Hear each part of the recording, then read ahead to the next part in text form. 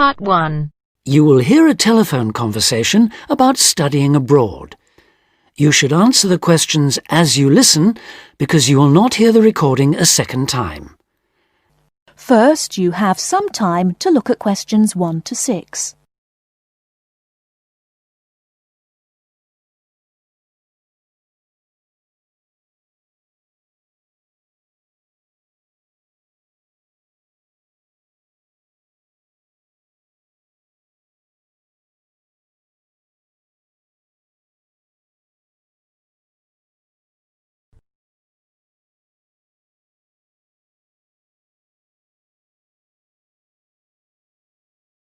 Listen carefully and answer questions 1 to 6.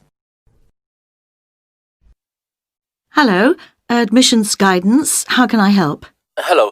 I'd like some information about studying at your university. Can you help me? Yes, of course. What course are you interested in applying for? International business. I already have a first degree from a university in my country. Fine. So you'd want to do a master's level course? Yes, that's right. Okay. We offer an MIB course. That's a 12-month full-time course. I can send you details of that course, or you can download a PDF file from our website.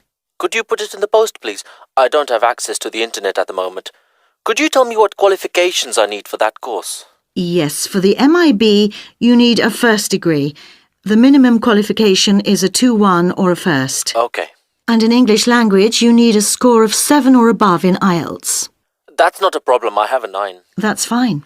Could you tell me the course hours and the semester dates, please? Yes, there's a total of 10 hours of lectures, seminars and tutorials a week, and there's an extended stay abroad at the beginning of the second semester. That involves spending a month at the national head office of a multinational corporation. Okay. And the semester dates are... just a moment... OK, the first semester starts on the 27th of September and ends on the 22nd of January, and the second semester runs from the 7th of February to the 27th of May. Can you tell me a bit more about the actual course content? Well, I don't know much about the course personally. I'm an admissions officer, but I can read the course description for you if you like. If you need to know more about the academic side, you'll need to speak to the course tutor. Thanks. I'd be very grateful if you could tell me as much as possible now. I'll just read the main points. It involves the advanced study of international organisations, their management and their changing external context. Students develop their ability to apply knowledge and understanding of international business to complex issues, both systematically and creatively, to improve business practice. Thank you very much. You're welcome. Now, if you could give me your name and address, I'll have full details of postgraduate courses sent to you. Okay. My name is Javed Iqbal. Before you hear the rest of the conversation, you have some time to look at questions 7 to 10.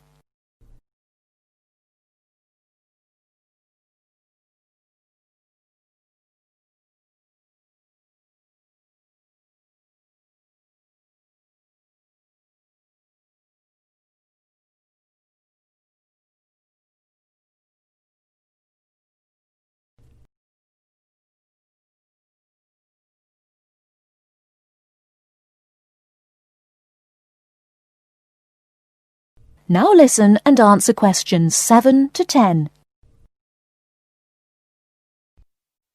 Okay. My name is Javed Iqbal. That's JAVED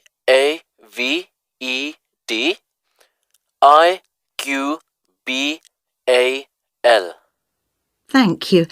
And your home address, Mr. Iqbal? It's Aga Khan Road, Shalimar 5, Islamabad, Pakistan. Thank you. And could I ask you 1 or 2 more questions for our records? Yes, of course. What was your first degree in? I did economics. I got a first-class degree. And where did you study? At the university here in Islamabad. OK. Now, you said you had an IELTS level 9. Could I ask what your first language is? Actually, I'm bilingual in Urdu and English. Thank you very much. I'll put full details in the post today. Thank you. And thanks for all the information. Not at all, Mr. Iqbal. Thank you for calling. That is the end of part 1. You now have half a minute to check your answers.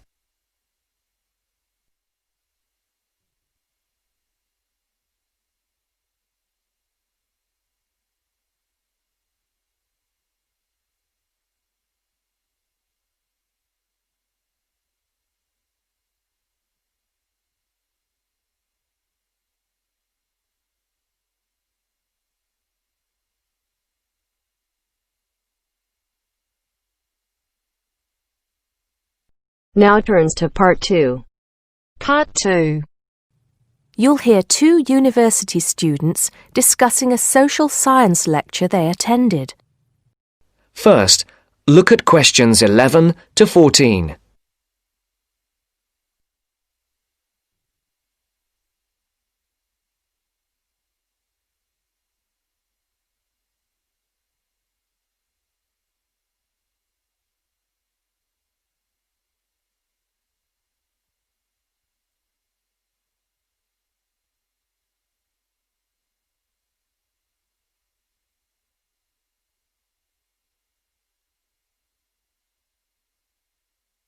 Listen carefully. Did you go to the first social science lecture yesterday? Yeah. Didn't you see me there? No. I was trying so hard to understand the lecturer. What didn't you understand? A lot of it, really. For example, he said we needed to study history as part of the course, but I didn't get why. You probably missed it. He said early on that we need to learn from our past mistakes. Right. But he also said we need to put ourselves in the place of our ancestors. Why is that? I think the point is that it's not enough to know how they lived and what they did. We need to know what they thought. I see. And I've written transferable skills in my notes next, but I have no idea what that means. If you study social science, you learn skills that you can use in a job. Oh, right. Is that all? Okay, but why is that? The point he made was that in studying social science, you use a flexible and adaptable approach to learning. Before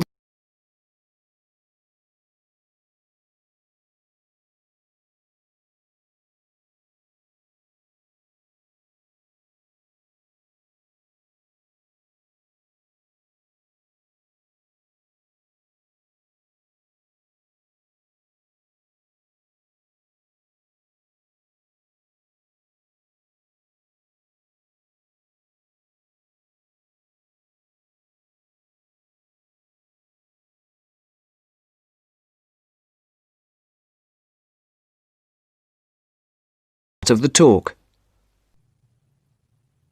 He also kept mentioning all the other subjects we will need to study as part of the course. I didn't write them all down, did you? Some of them. I think I can make sense of my notes. The first one was anthropology, which he said would cover prehistory and archaeology as well. Okay. Then there's economics. I wrote down that this was not meant to mean that we will spend all our time looking at economic theory, but more that we need to see how humans behave. That's good. I don't think I could handle economic theory. He said something about education too, didn't he? Yeah. He said we'll be looking at how cultural information is handed down from one generation to the next through teaching children. He said we'd be focusing on geography too, but I can't really remember which aspects. Can you? I noted it down, I think. Here we are, yes, particularly in relation to urban planning. It's law that I got confused about. I didn't understand why he linked that to economics. I think he meant that laws affect the way wealth is distributed. That makes sense. Now, what are the science wars? Okay, I did get that. The science wars are about how social science collects information. In sociology and social work, and in social science generally, they can only study patterns of behavior and observe. If you compare that to the way scientists work in physics or chemistry, it's very different because they use specific experiments that can be tested and which give concrete answers. Social studies is often accused of being unscientific. That's all. Okay. But it still looks like a good course, doesn't it? You don't have any regrets, do you? None at all. I'm looking forward to it. That is the end of part 2. You now have half a minute to check your answers.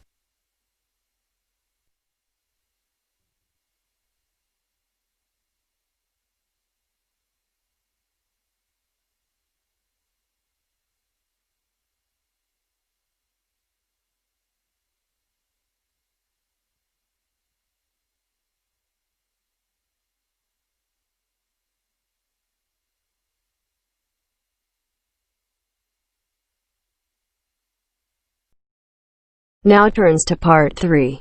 Part 3. You will hear two students, Ramil and Kirsten, discussing presenting a paper at an architecture conference. You now have 30 seconds to read questions 21 to 28.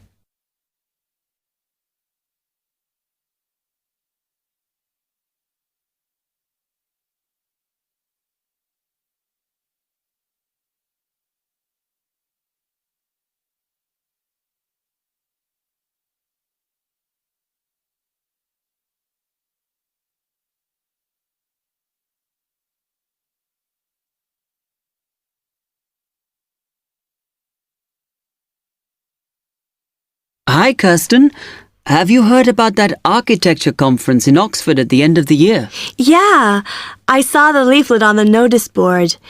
As it's my final year, I ought to try giving a paper, but I've got no idea how to go about it. Oh, I think you should go for it.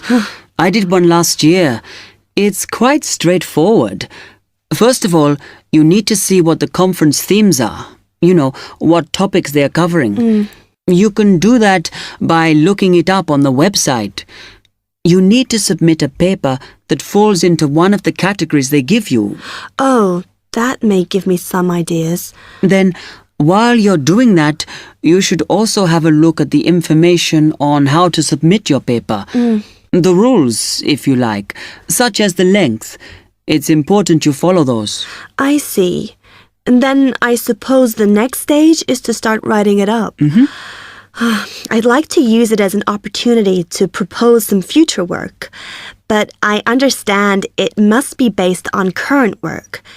Still, there's plenty to choose from.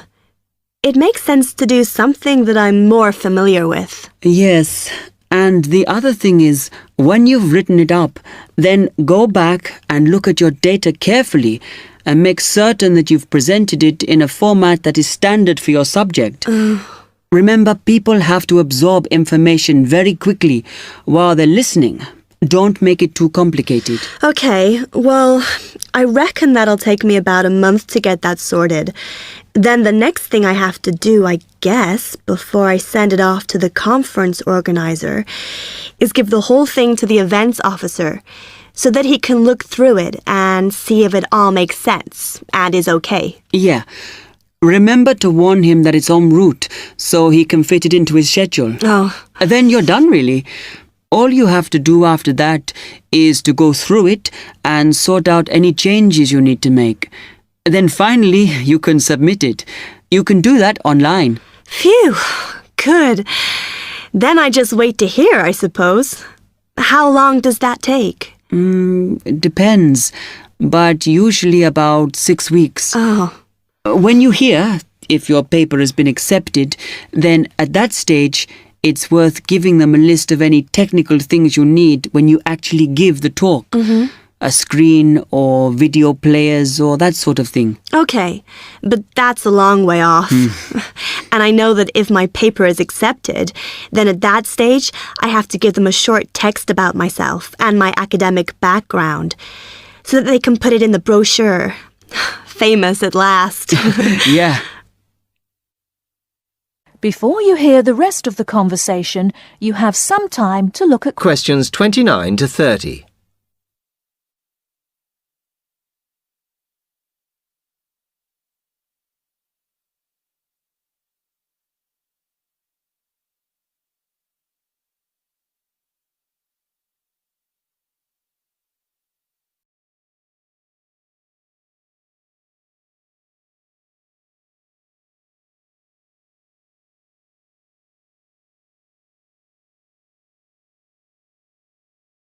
Right, well, I've got to get a couple of things sorted if I'm going to get this paper completed.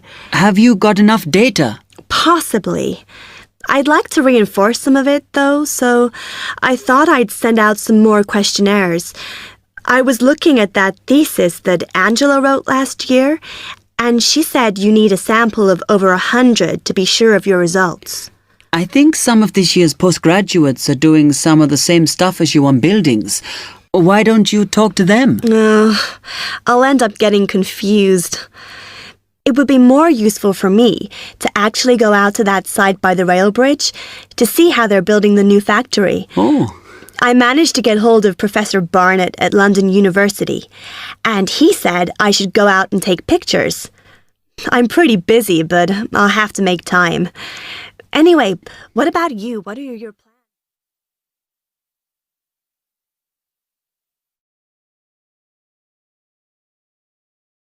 That is the end of part 3. You now have half a minute to check your answers.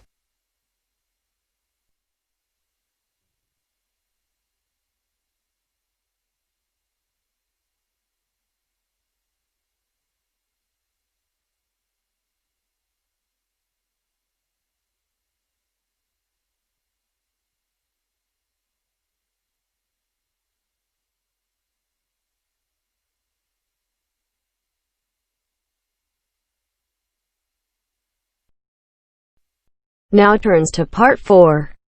Part 4. First, you have some time to look at questions 31 to 40.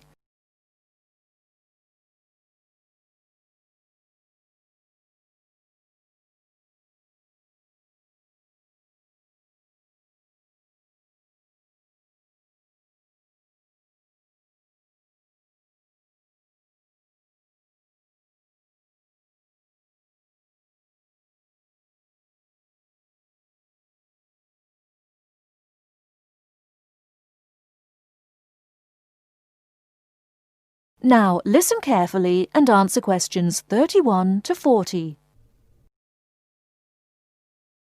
Many typically American characteristics, individualism, self-reliance, informality, punctuality, and directness, are a result of those values mentioned earlier.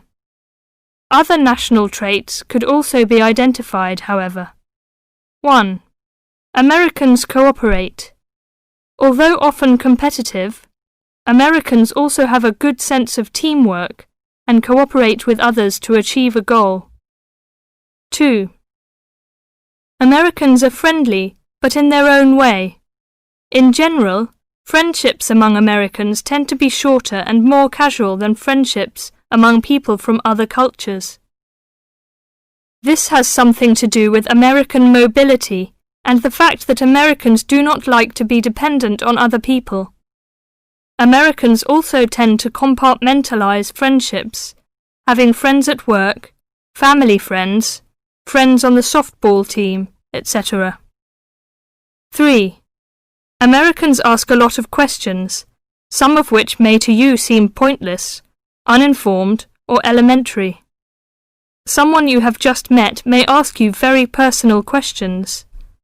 No impertinence is intended. The questions usually grow out of a genuine interest. 4. Americans tend to be internationally naive. Many Americans are not very knowledgeable about international geography or world affairs. They may ask uninformed questions about current events and may display ignorance of world geography. Because the US is not surrounded by many other nations, some Americans tend to ignore the world. 5. Silence makes Americans nervous. Americans are not comfortable with silence. They would rather talk about the weather than deal with silence in a conversation. 6. Americans are open and usually eager to explain. If you do not understand certain behavior or want to know what makes Americans tick, do not hesitate to ask questions. Just as values and traits differ somewhat from one culture to another, so do the personal habits associated with good manners and courtesy. While very often there does not seem to be any particular reason why a particular way of doing something is considered good manners, observing these cultural rules will make Americans more comfortable with you, and therefore you with them. It is, of course, impossible to cover all the possibilities here. If you are unsure in a situation, just ask. Americans like to be helpful. 1. Queuing up or lining up is essential. Courtesy requires that you do not push from behind, stand next to the person being helped, or cut into a line. If you should accidentally bump someone, you should say, "Excuse me." 2. Americans blow their noses into a tissue. Spitting, clearing phlegm, or sniffing as from a cold are considered rude. 3. It is considered poor manners to slurp, chew noisily, or open your mouth while chewing. 4. Questions are seen as a good way of getting acquainted, but questions about a person's age, financial affairs, cost of clothing or personal belongings, religious affiliations and sex life are considered too personal for questioning, except between very close friends. 5. Men generally do not hold hands or link arms in public with other men. This is somewhat more acceptable between women and quite common between men and women. Before you hear the rest of the conversation, you have some time to look at questions.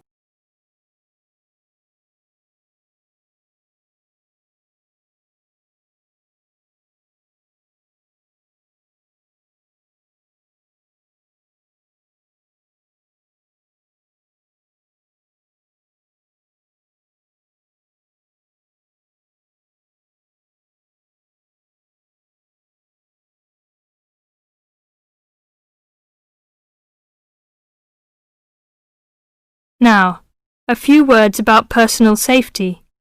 Unfortunately, in the US one must be aware of crimes. It is wise to be especially careful until you are familiar with the community in which you live. Remember that good judgment and common sense can significantly reduce chances of having an unpleasant and perhaps harmful experience. Basic safety rules include the following. 1. Do not walk alone at night. 2. When you leave your room, apartment or automobile, make sure that all doors are locked and all windows are secured. 3. Do not carry too much cash or wear jewellery of great value. 4. Never accept a ride from a stranger. Do not hitchhike and do not pick up hitchhikers. 5. Be careful of purses and wallets, especially in crowded metropolitan areas, where there may be purse snatchers and pickpockets. 6. If a robber threatens you, at home or on the street, try not to resist unless you feel that your life is in danger and you must fight or run away. Give up your valuables as calmly as you can, and observe as much as possible about the robber to tell the police when you report the crime. A final note. Keep an open mind. Don't judge what you see as right or wrong, but make it a challenge to try to understand the variety of American behaviours which you may observe. You certainly do not have to participate in something you disagree with, but you can try to understand it. This will help you build an attitude of intelligent and liberated respect for cultures, both your own and others. That is the end of part 4. You now have half a minute to check your answers.